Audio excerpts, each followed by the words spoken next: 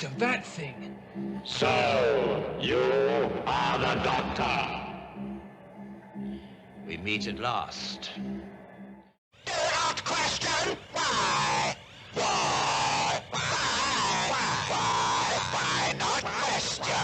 You will obey. I will not obey. Hello, and welcome to another entry in the History of series. Today we'll be looking at the Humanised Daleks, the first Daleks to think for themselves and question why. But without further ado, let's get right into it.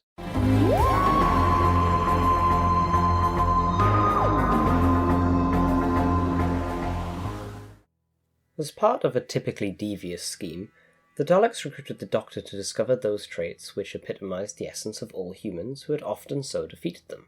The Doctor was told that the Daleks planned to assimilate this human factor into themselves, so they could win in their numerous battles against humans. But in fact, the plan was to use it to define the quintessential Dalek factor and introduce this into the human race instead, and also prevent the Great War from happening, essentially turning the humans into beings like the Daleks. The Doctor successfully determined the nature of the human factor and implanted it into 3 test Daleks known as Alpha, Beta, and Omega.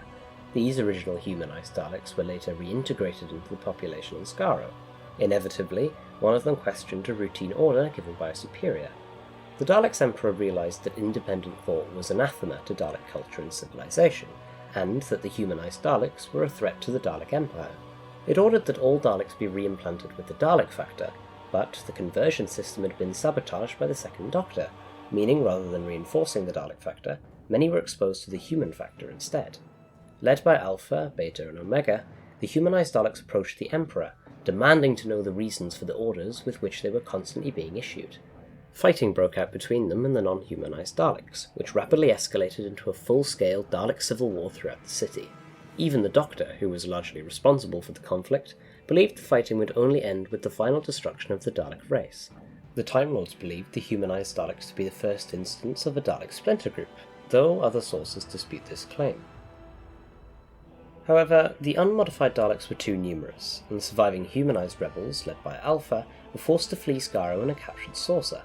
The Daleks on Skaro believed that the humanised Dalek rebels had been successfully terminated, and would later claim this to the Second Doctor. The Emperor himself, who was damaged during the battle, had also survived. Alpha had a vision of a world where they could live in peace and seclusion, knowing the rest of their species would never stop hunting them. They settled on Kyrol, in a subterranean city named Azad Kor, deep beneath the seabed. Here they created their own culture, making art, meditating, and developing the latent psychic abilities in all Daleks. Many years later, a human submarine was disabled by a mysterious electromagnetic pulse. When the Daleks intervened to save them, they were delighted to learn the Doctor was also aboard, as they considered him their saviour.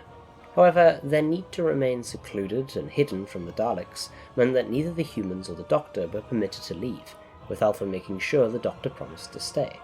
But ultimately, the saviour of the Daleks broke his word, and attempted to contact the humans on the surface of the planet.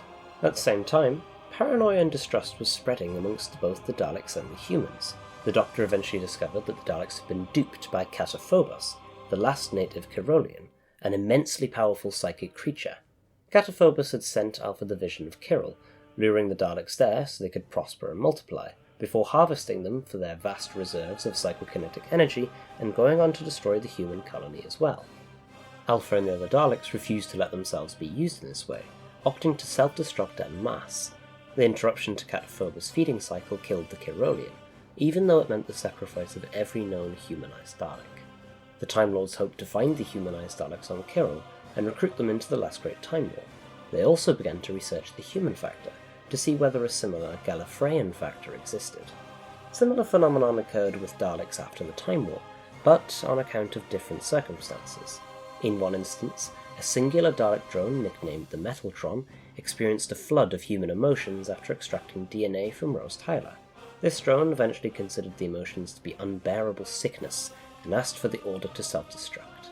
The leader of the cult of Skaro, Dalek Sec, engulfed the human Mr. Diagoras and underwent a final experiment. He became an entirely new creature, a human Dalek, who felt all the emotions a human would. A force of Dalek humans were created. essentially human bodies with Dalek minds and a little bit of Time Lord DNA thanks to the 10th Doctor.